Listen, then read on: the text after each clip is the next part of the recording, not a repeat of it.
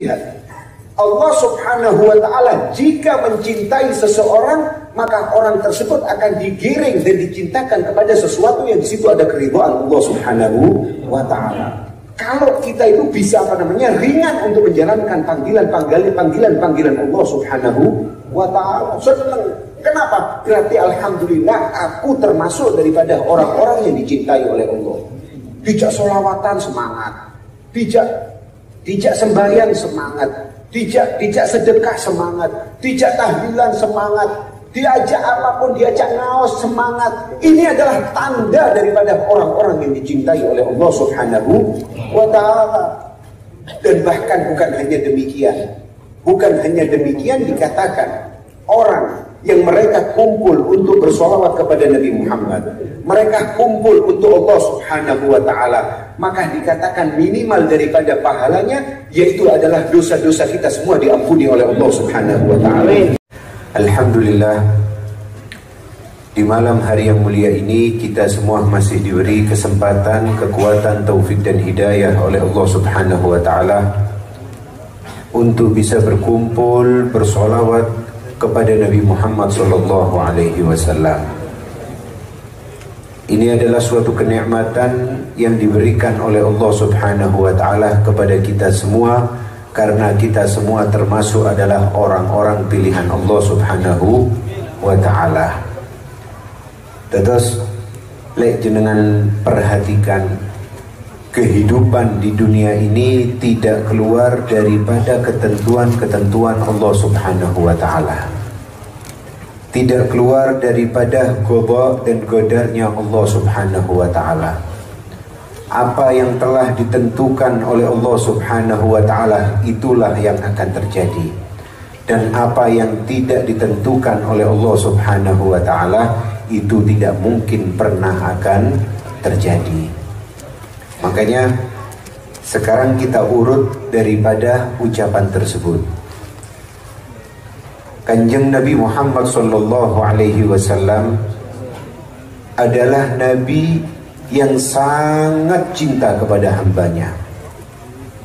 Kita semua mengetahui di dalam Al-Quran Gusti Allah subhanahu wa ta'ala dawuh dengan menceritakan tentang siapa Nabi Muhammad sallallahu alaihi wasallam. Gusti Allah mengatakan, laqad ja'akum rasulun min anfusikum azizun alaihi ma anittum. Terus Gusti Allah subhanahu wa ta'ala, aku telah mengutus seorang rasul di tengah-tengah kalian. Aku telah mengutus seorang rasul daripada kalian, azizun alaihi ma anittum, yang mana sifat daripada Rasul tersebut yaitu adalah akan menyedihkan sesuatu apapun yang menyakiti daripada umatnya. Sallu ala Nabi Muhammad. Terus kula jenengan iki adalah umat Kanjeng Nabi Muhammad. Allah subhanahu wa ta'ala menceritakan tentang siapa Nabi Muhammad dengan mengatakan azizun alaihi ma anittum. Hei kalian umat Nabi Muhammad, jika kalian tertimpa musibah, jika kalian susah, maka Rasul sallallahu alaihi wasallam juga akan susah, juga akan sedih. Ini diceritakan, ditegaskan oleh Allah subhanahu wa ta'ala di dalam Al-Quran tentang Nabi Muhammad sallallahu alaihi wasallam. Makanya berarti kita ini sekarang di dalam kehidupan hanya mengambil cerita atau nurut manut kepada Nabi Muhammad sallallahu alaihi wasallam. Boten mungkin Kanjeng Nabi niku memerintahkan kula jenengan sesuatu yang berat. Boten mungkin Kanjeng Nabi Muhammad memerintahkan kepada kita sesuatu yang dikatakan itu salah. Boten mungkin Kanjeng Nabi Muhammad memerintahkan kepada kita sesuatu yang akan mencelakakan kita. Mustahil dan dikatakan hasya wa kallah. Makanya dahulu ketika sahabat Nabi Muhammad sallallahu alaihi wasallam datang kepada Nabi Muhammad, mereka mengatakan, ya Rasulullah, inna syara'i Allah katsira. Hei Gusti, hei Kanjeng Nabi, aku ini bingung ambil syariat Gusti Allah subhanahu wa ta'ala. kata temen iki perintah-perintah dugi Gusti Allah Subhanahu wa taala. Karena memang kadang-kadang kalau orang belum mengetahui apa yang dikatakan, yang diperintahkan di dalam Islam, apa yang diwajibkan oleh Allah Subhanahu wa taala kepada seseorang di dalam Islam, mungkin kita itu akan merasa Islam ini adalah agama yang dikatakan berat. Makanya sehingga Nabi Muhammad SAW menegaskan, enggak, dinul Islami yusrun. Agama Islam adalah dikatakan agama yang sangat enteng. Agama Islam adalah agama yang sangat ringan. Bahkan di dalam Al-Quran dikatakan la yukallifullahu nafsan illa wus'aha. Allah Subhanahu wa ta'ala sendiri di dalam Al-Quran mengatakan la yukallifullahu nafsan illa wus'aha. Aku Gusti Allah Subhanahu wa ta'ala tidak pernah akan memerintahkan sesuatu yang memberatkan orang. Lakukan sesuatu yang Anda sanggup. Lakukan sesuatu yang Anda bisa. Makanya dikatakan hal tersebut ditegaskan oleh Nabi Muhammad dekat dengan perkataannya, dengan sabdanya mastata'tum, yaitu semampu kalian. Makanya kita kembali ke dalam cerita daripada sahabat Nabi Muhammad SAW dahulu. Jadi mungkin ini yang diceritakan sahabat dahulu, ini sama perasaan seperti apa yang kita rasakan di zaman kita sekarang. Mungkin kadang-kadang kula jenengan ini bingung, diperintah mau, dianjurkan untuk sholawatan, dianjurkan untuk berbuat baik, dianjurkan untuk bersedekah, dianjurkan untuk zakat, dianjurkan untuk umroh, dianjurkan untuk ibadah, dianjurkan untuk sholat, dianjurkan untuk berjamaah. Kadang-kadang bingung napa mboten, Pak? Bingung. Dan ini dahulu sudah pernah terjadi di zaman Nabi Muhammad. Pernah ditanyakan oleh sahabat kepada Nabi Muhammad, ya Rasulullah, inna syara'i Allah katsirah. Ya Rasulullah, perintahnya Gusti Allah Subhanahu wa ta'ala ini terlalu banyak. Dari mana, bagaimana kita sebagai manusia yang terbatas bisa menjalankan perintah-perintah Nabi Muhammad sallallahu alaihi wasallam? Bagaimana kita bisa menjalankan perintah Allah dengan sebenarnya? Boten saged. Langsung disitulah Nabi mengatakan kepada kita, lakukan sesuatu apa yang telah diperintahkan oleh Allah Subhanahu wa ta'ala, yaitu yang paling utama, yang paling penting adalah sesuatu yang wajib. Yang paling utama, yang paling penting adalah sesuatu yang wajib. Langsung sahabat tadi ini berkata kepada Rasulullah, ya Rasulullah, kalau memang hanya sesuatu yang wajib, aku tidak akan lebih daripada menambah sholat, ibadah, puasa dan haji. Ini adalah sesuatu yang diwajibkan oleh Allah Subhanahu wa ta'ala. Langsung dijawab oleh Rasulullah, aflahar rajul in shadaq. Selamat sampai melakukan apa-apa yang telah diwajibkan oleh Allah Subhanahu wa ta'ala. Dan terus kadang-kadang ulun jenengan ini kan bingung, apa yang harus kita lakukan di dalam kehidupan. Maka disinilah kita kembali ke zaman Nabi Muhammad SAW. Kita jadikan Nabi Muhammad ini adalah imam kita. Kita jadikan Nabi Muhammad adalah qudwah kita. Nabi Muhammad adalah panutan kita. Kadang-kadang kita di dalam kehidupan tidak tahu arah morat maret karena kita tidak kembali kepada Nabi Muhammad SAW. Padahal Gusti Allah wa'uniku pun mengatakan dan memuji Nabi Muhammad, dikatakan azizun alaihi ma'anitum. Boten mungkin kanjeng Nabi niku nyiksa jenengan. Boten mungkin kanjeng Nabi itu akan menyakiti kalian semua, wahai umat-umatnya. Pasti dipilihkan untuk kalian sesuatu yang sangat ringan. Makanya disinilah Nabi langsung mengatakan kepada sahabatnya, kalau kalian memang bisa menjalankan sesuatu yang wajib yang telah diperintahkan oleh Allah Subhanahu wa ta'ala, maka kalian pasti akan selamat. Ini kunci pertama yang dikatakan oleh Nabi Muhammad sallallahu alaihi wasallam. Terus kula jenengan ini mempunyai perintah pertama yang tidak boleh ditinggalkan dengan alasan apapun, yaitu adalah kewajiban yang telah ditentukan oleh Allah Subhanahu wa ta'ala. Sampai ulama niku menceritakan tentang masalah kewajiban tadi ini, yaitu seperti angka 1 atau angka 2 di dalam hitungan.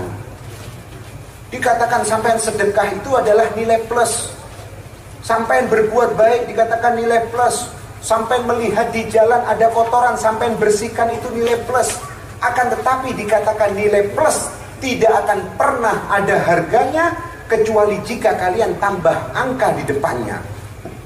Tak contoh no sampean tadi. Salat, kulo umpami kulo jenengan ini ngelakoni salat. Berarti kita ini sudah mempunyai satu angka plus di depan, yaitu nomor 1, sembahyang. Mantoniku kita melakukan sholat sunnah ditambah apa? 0. Dari 1 menjadi berapa? 10. Mantun sembahyang kita membaca Al-Quran ditambah 0. Pinten? 100. Kemudian kita mau jalan ke rumah, kelihatan kotoran ada di jalan dan kita inggirkan, itu adalah nilai plus ditambah male 0 menjadi 1000. Dan begitulah, ini adalah yang diceritakan oleh ulama tentang masalah orang di dalam kehidupan. Jadi ganjarannya sampai yang mau niku siji, tapi nambah plus terus sampai kita mendapatkan pahala yang begitu besar. Akan tetapi kebalikannya, kadang-kadang wonten tiyang boten melakukan apa yang telah diperintahkan oleh Allah Subhanahu wa ta'ala. Dikengken sembahyang boten purun sembahyang. Terus dengan alasan macam-macam. Kadang-kadang mereka mengatakan, aku ini guru pantas, aku ini adalah orang kotor, aku ini adalah begini. Atau mungkin mereka mempunyai alasan macam-macam. Mereka mengatakan aku sibuk ini dan itu. Tapi amalannya Masya Allah, bendino sholawatan tidak pernah ghaib sama sekali. Sholawatan boten nate ghaib, boten nate absen, ben sholawatan teko, ben tahlilan teko. Sedekah ini pun Masya Allah. Akan tetapi coba sampai bayangno, berarti 0 sampai jejer mulai Selorok sampai Malang kira-kira pilo nih. 0 niki wau angka 0 sampai jejer. Sampai jejer pirang kilo tuh kok ini sampai Malang. Kira-kira nilai piro? Tidak ada nilainya sama sekali, walaupun dawahe sampai Malang, walaupun pirang kilo. Kenapa? Karena engkau tidak meletakkan angka kewajiban di depan. Sampai sembahyang terus moro-moro berbuat baik, hadir tahlilan, hadir sholawatan, hadir ini jadi plus terus. Yang pahala kita pertamanya 1 karena sholat, kemudian mendapatkan pahala plus 100, kemudian 1000, kemudian 10.000, kemudian 100.000, dan sampai terus pahala tersebut. Itu yang dikatakan oleh ulama tentang kewajiban di dalam kehidupan. Makanya Kanjeng Nabi Muhammad SAW menjelaskan kepada kita, gak angel. Agama Islam ini gak angel. Kalau orang sampai mengatakan agama Islam adalah agama yang memberatkan, maka dikatakan mereka adalah orang-orang yang tidak tahu Islam. Makanya disitulah Kanjeng Nabi Muhammad menjelaskan kepada kita, man husiba faqad halak. Hei kalian, umatku tak kandani, terus Kanjeng Nabi, kalian ini kalau seumpama harus ditotal satu persatu oleh Allah Subhanahu wa ta'ala, maka kalian pasti akan celaka. Pasti kalian akan tidak pernah selamat daripada totalan dengan Allah Subhanahu wa ta'ala. Di dalam surat Al-Kahfi, di dalam surat Al-Kahfi itu yang biasanya selalu kita baca di malam Jumat dan di hari Jumat, di situ dikatakan, mali hadzal kitab la yughadiru shaghiratan wala kabiratan illa ahsaha. Kita semua itu nanti di hari kiamat kita itu akan bingung ketika disodorkan oleh Allah Subhanahu wa ta'ala amalan. Kita semua itu nanti disuruh ngoreksi kali Gusti Allah. Hei Pak, Bu, niki lho monggo sampean koreksi amalanmu niki nopo bener, nopo malaikatku niki sing salah. Kita itu subhanallah nanti membaca sodoran amalan daripada yang dicatat oleh Raqib dan Atid itu kita akan bingung. Dan kita akan mengatakan, mali hadzal kitab la yughadiru shaghiratan wala kabiratan illa ahsaha. Ini siapa yang mencatat amalan sedetail ini? Siapa yang mencatat amalan sedetail ini? Tidak sesuatu apapun, sekecil apapun kecuali telah dicatat. Makanya dikatakan, faman ya'mal mithqala dzarratin khairan yarah wa man ya'mal mithqala dzarratin syarran yarah. Kita berbuat baik apapun yang kadang-kadang kita tidak nyangka kalau itu perbuatan baik. Kulon jenengan ini mboten nyongko itu adalah perbuatan baik. Akan tetapi oleh malaikat dinilai ini perbuatan baik dan itu dicatat. Ya, itu dicatat. Makanya kita ini berusaha sebisa mungkin, semaksimal mungkin untuk bisa melakukan perbuatan-perbuatan baik di dalam kehidupan kita. Insya Allah dengannya amalan daripada amalan kebaikan kita yaitu diterima semua oleh Allah Subhanahu wa taala. Di dalam surat Al-Qari'ah dikatakan, "Faman thaqulat mawazinuhu fahuwa fi 'ishatin radiyah." Oke. Terus Gusti Allah Subhanahu wa taala lek sampean iki berbuat baik terus plus sewa niku kata faman thaqulat mawazinuhu fahuwa fi 'ishatin radiyah, maka kalian semua akan mendapatkan kehidupan yang penuh keridhaan daripada Allah Subhanahu wa taala. Mugi-mugi kula jenengan sedaya diridhoi kali Gusti Allah Subhanahu wa taala. Makane lek urip ing ngene donya niki urip sing apik.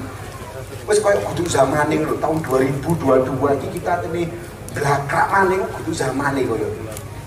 Wis cukup lek anggap kalau kita mau napa namine lek macem-macem, wis cukup biyen-biyen iku cukup. Zaman sekarang, zaman yang kita gunakan, kita maksimalkan untuk Allah Subhanahu wa taala.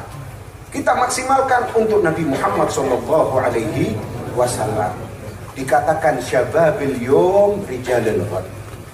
Anak pemuda, pemudi yang ada di zaman kita sekarang ini, jika mereka mengikuti Nabi Muhammad, maka mereka akan menjadi orang-orang bermanfaat di hari esok. Kula jenengan iki kan subhanallah mulai kepingin nyoba untuk berbuat baik. Kepingin nyoba untuk berbuat baik, kepingin niru Kanjeng Nabi Muhammad sallallahu alaihi wasallam. Makanya dikatakan ketika kita demikian, insya Allah nanti kelak kita akan menjadi orang-orang yang bermanfaat. Amin ya rabbal alamin. Gusti Kanjeng Nabi Muhammad sallallahu alaihi wasallam dawuh dengan mengatakan idza ahabballahu 'abdan ista'malah. Gusti Kanjeng Nabi mengatakan Allah Subhanahu wa taala jika mencintai seseorang, maka orang tersebut akan digiring oleh Allah Subhanahu wa taala untuk bisa melakukan sesuatu perbuatan yang di situ ada keridhaan Allah Subhanahu wa taala. Kula jenengan iki kumpul iki kepengin opo sih saiki? Kepengin opo maksudnya kepengin syuting tok iki lho.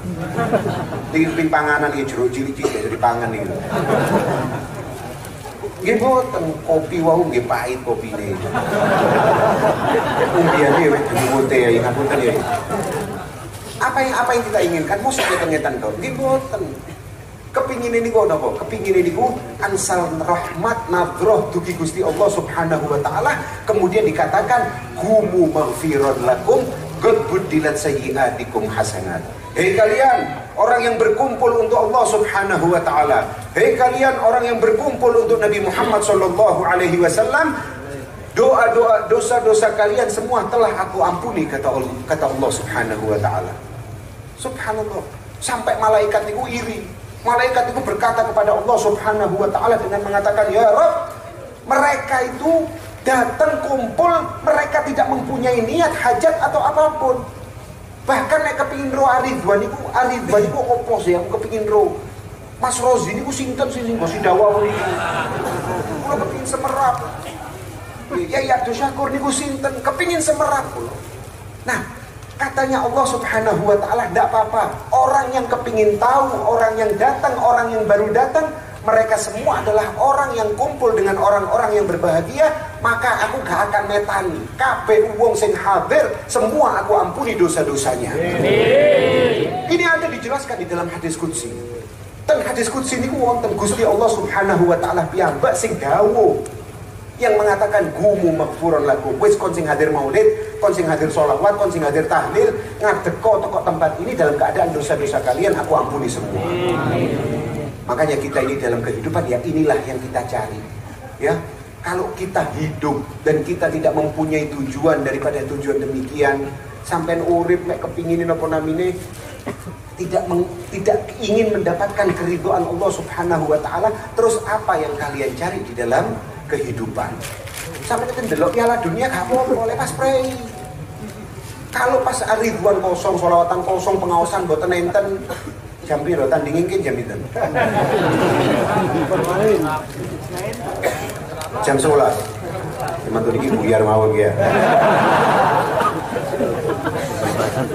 Nah, Aja ndelok Piala Dunia gak apa-apa. Urip niku mboten repot kok. Urip niku nggih enak, mboten enten tekanan yang sangat menekankan di dalam Islam yang sampai memberatkan kita, mboten enten. Sampai Kanjeng Nabi sampai lihat, sampai perhatikan rahmatnya Rasulullah untuk kita sebagai umat-umatnya. Rasulullah itu mengatakan tentang fadilah dan keutamaan daripada siwak. Ya, keutamaan fadilah daripada siwak. Kemudian Nabi di situ mengatakan kepada kita, laula an asyqa ala ummati. Kalau aku tidak takut memberatkan umatku, aku akan perintahkan mereka semua memakai siwak ketika sholat. Tapi ketika aku memerintahkan, kata Nabi, ketika aku memerintahkan, hukumnya akan jatuh wajib. Makanya aku tidak memerintahkan, cuma aku menganjurkan umat-umatku untuk melakukan sholat dengan menggunakan siwak. Jadi ini yang telah dipikirkan terus oleh Kanjeng Nabi Muhammad Sallallahu Alaihi Wasallam. Lek kan opo-opo pas nganggur, bismillah, monggo coba golek amalan-amalan yang bisa mendekatkan kita kepada Allah Subhanahu wa Ta'ala. Makanya disinilah Imam Hatim Al-Asam. Imam Hatim Al-Asam beliau mengatakan ada 4 hal sesungguhnya di dalam kehidupan ini, yang mana 4 hal tidak akan pernah mereka rasakan kecuali jika 4 hal tersebut telah hilang.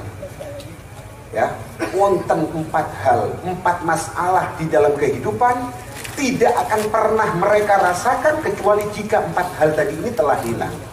Apa yang pertama dikatakan oleh Imam Hatim Al-Asam? La ya'rifu qadru syabab illa syuyukh. Tidak akan pernah merasakan nikmatnya jiwa muda, anak muda, kecuali mereka orang-orang yang sudah tua.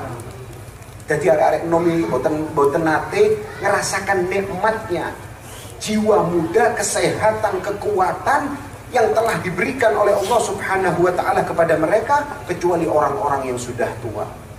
Mereka orang-orang yang sudah tua, mereka kemudian mengatakan, ya Allah, layo, aku ini kepingin maneh hadir sholawatan, aku kepingin iso melok konvoy, aku kepingin iso rono rene, akan tetapi mereka tidak bisa mendapatkan itu semua.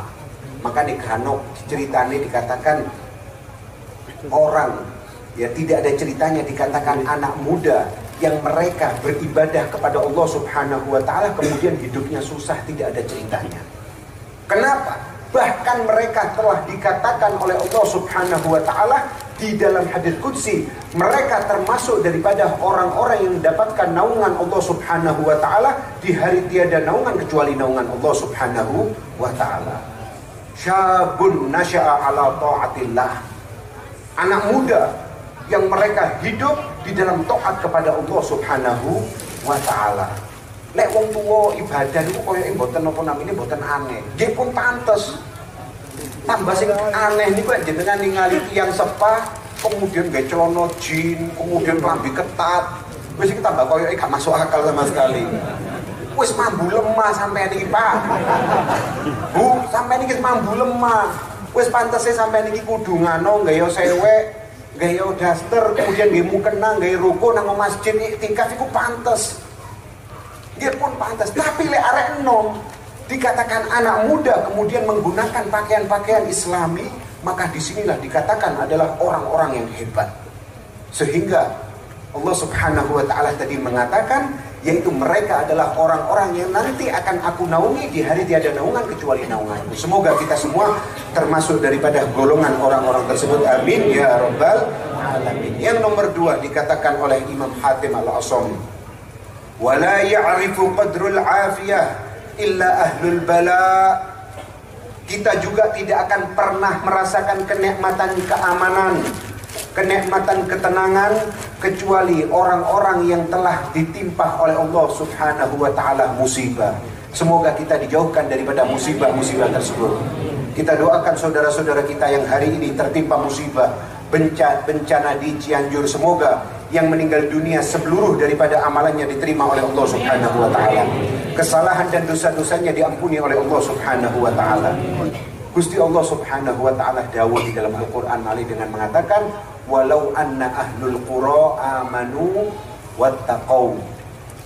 Kalau seumpami penduduk desa, wong sak desa, wong sak kota, mereka itu beriman kepadaku, kata Allah Subhanahu wa Ta'ala, dan mereka itu bertakwa. Apa ya Rob? Apa ya Rob? Nopo Gusti Allah kalau mereka penduduk desa kemudian mereka itu beriman kepadamu, la fatahna alaihim barakatin minas sama, takai keberkahan dari langit. Aku berikan keberkahan untuk kehidupan mereka. Akan tetapi sayangnya kadang-kadang kita ini tidak beriman kepada Allah Subhanahu wa taala. Kita mengatakan iman, Islam, akan tetapi dikatakan ibadah boten. Kita mengatakan, waduh aku pas kesel, aku pas capek. Kemudian alasannya boten mawon mesti. Lek dijak ibadah. Nah, orang-orang yang demikian dikatakan adalah orang-orang yang menyebabkan rahmat itu diangkat dan dicabut oleh Allah Subhanahu wa ta'ala. Oke, makanya dikatakan coba kembali lagi ke dalam Al-Quran, kembali lagi ke dalam hadis Nabi Muhammad Sallallahu Alaihi Wasallam. Dikatakan oleh Imam Hatim Al-Asam, orang tidak akan pernah merasakan kenikmatan ketenangan, kenikmatan ketentraman kecuali mereka adalah orang-orang yang tertimpa musibah. Kadang-kadang kampung Selorok niki umpami nggih, boten nate banjir. Kini ki alhamdulillah, ini adalah nikmat. Kita syukur, terima kasih kepada Allah Subhanahu wa taala. Ya Rabb, alhamdulillah kampung kami diberi keamanan oleh-Mu. Ya Rabb, aku terima kasih kampung kami ini Engkau berikan penjagaan sehingga banjir boten nate, musibah boten nate, corona boten apa boten ya itu mriki. Boten. Ini kenikmatan. Makanya dikatakan orang yang mempunyai kenikmatan seperti demikian tidak akan pernah merasakan kecuali orang-orang yang telah ditimpa musibah atau bala oleh Allah Subhanahu wa taala. Dan musibah, bala yang diturunkan oleh Allah Subhanahu wa taala yaitu dikatakan dan ditegaskan pula oleh Allah dengan perkataannya bima kasabat aydin nas dhaharul fasadu fil bahri wal bar bima kasabat aydin nas. Terus Gusti Allah Subhanahu wa taala mosok sing gak apa-apa moro-moro aku ngkei musibah ngkei balak nang ngene suatu negeri. Mosok nang ngene desa gak apa-apa tiang-tiang ini beriman sedaya tak kei musibah boten. Dhaharul fasadu fil bahri wal bar bima kasabat aydin nas. Karena gara-gara banyaknya maksiat, banyaknya orang yang tidak beriman kepadaku. Makanya aku coba mereka dengan musibah dan bala supaya apa? Supaya kita kembali kepada Allah Subhanahu wa taala. Yang nomor 3 yang dikatakan oleh Imam Hatim Al-Asam yaitu wala ya'rifu qadrus sihha illal mardha. Orang tidak akan pernah tahu kenikmatan kesehatan kecuali mereka adalah orang-orang yang telah diuji oleh Allah Subhanahu wa taala dengan penyakit. Insya Allah kita semua dijauhkan daripada penyakit-penyakit tersebut. Selalu diberi oleh Allah Subhanahu wa taala sehat afiat.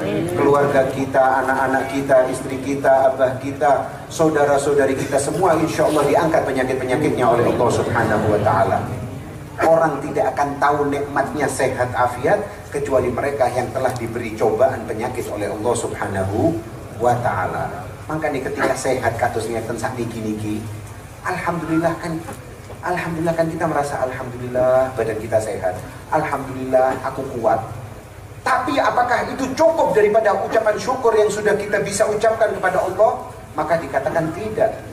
Hakikat syukur ten Gusti Allah Subhanahu wa taala yaitu ketika kita diberi oleh Allah Subhanahu wa taala kenikmatan dan kita gunakan kenikmatan tersebut untuk Allah Subhanahu wa taala. Diparingi sehat afiat berangkat maulid, diparingi sehat afiat ngaji, diparingi sehat afiat sembahyang. Walaupun sampai boten ngomong alhamdulillah, ini hakikatnya adalah syukur kita kepada Allah Subhanahu wa taala. Sampai tak tahu sih ucap alhamdulillah. Kok gak tahu sih sampai ini terima kasih dan Gusti Allah. Gimana nanti? Karena dikatakan hakikatnya syukur yang didefinisikan oleh ulama yaitu kita menggunakan kenikmatan tersebut untuk sesuatu yang diridhoi oleh Allah Subhanahu wa taala. Itu syukur. Sampai dikei rizki umpami, dikei rizki kata sampai amber, sampai banjir. Kemudian rizki tersebut kita gunakan untuk sedekah.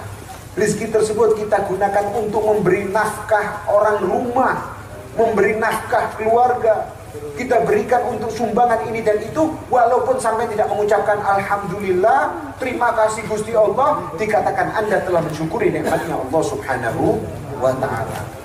Makanya dikatakan tidaklah pernah orang akan merasakan nikmatnya kesehatan kecuali orang-orang yang sakit. Semoga kita semua selalu diberi kesehatan oleh Allah Subhanahu wa ta'ala. Terus dan itu terus dijaga oleh Allah Subhanahu wa ta'ala. Makanya Nabi tadi mengatakan di dalam awal perkataan, yaitu salullahal afwa wal afiyah. Mintalah kalian sehat afiat, itu penting. Sampean urip ya, urip seperti apapun kehidupan, kalau kehidupan Anda diberikan sehat afiat, insya Allah kehidupan tersebut penuh dengan kenikmatan. Urip seperti apapun keadaannya, akan tetapi kita mempunyai kesehatan, dan kesehatan yang sempurna itu adalah nikmat yang sangat besar yang telah diberikan oleh Allah Subhanahu wa ta'ala. Kabeh ku krasa nikmat. Sampai walaupun kadang-kadang napa namine mangan sego putih nikmat. Kenapa? Karena kita mempunyai kesehatan. Sampai lek loro, anggapan kayak corona wingi lho, hilang penciuman, hilang rasa, hilang ini dan itu. Sampai suguhi apapun yang paling lezat juga kita tidak bisa menikmatinya. Ya kita mengatakan kok sepo nih, sampai tangan kok sepo. Kadang-kadang moro-moro bapak-bapak ngamuk nang ibu-ibu, sampai gak kamen kayak iya dah masakan ini. Kenapa? Karena telah dicabut oleh Allah Subhanahu wa ta'ala kenikmatan satu, yaitu kenikmatan rasa yang ada di dalam lisan kita. Biasanya ini alhamdulillah normal-normal. Mangan klengkeng niki nggih krasa legi, jeruk niki sepet krasa, sedaya nikmat subhanallah. Sampai wonten tiyang sing niku ngeten. Duduk di bawah pohon, kemudian dia hanya makan satu lembar roti sak lembar, sampe bayangno. Ya, roti sak lembar kali banyu sak gelas. Kalau dipikir dengan akal, ini kenikmatan apa? Ini kenikmatan apa? Sampe duwe nikmat mek duwe roti sak lembar, banyu sak gelas. Kira-kira nikmat nopo iki? Tapi ada orang bersyukur kepada Allah Subhanahu wa ta'ala, bernaung di bawah pepohonan, dan kemudian beliau mengatakan ma'un wa khubzun wa dhillu hadza na'imun ajallu. Ya, tiang senden di sore wit, kemudian nyekel roti ini dijelupno nang gene banyu, dipangan. Mantuk dipangan langsung dia mengatakan ma'un banyu, khubzun roti, dhillu yaitu apa jenenge payungan ini, yup-yupan. Ma'un wa khubzun wa dhillu hadza na'imun ajallu. Aku punya roti, bisa makan. Aku punya air yang bisa aku gunakan untuk minum. Dan kemudian aku mempunyai naungan yang bisa aku gunakan untuk berteduh. Ini adalah kenikmatan yang sangat besar yang diberikan oleh Allah Subhanahu wa ta'ala kepadaku. Nah kula jenengan iki lho alhamdulillah mangane nggih sego, omah ya ono tutupane, tapi bendino sambat Gusti Allah.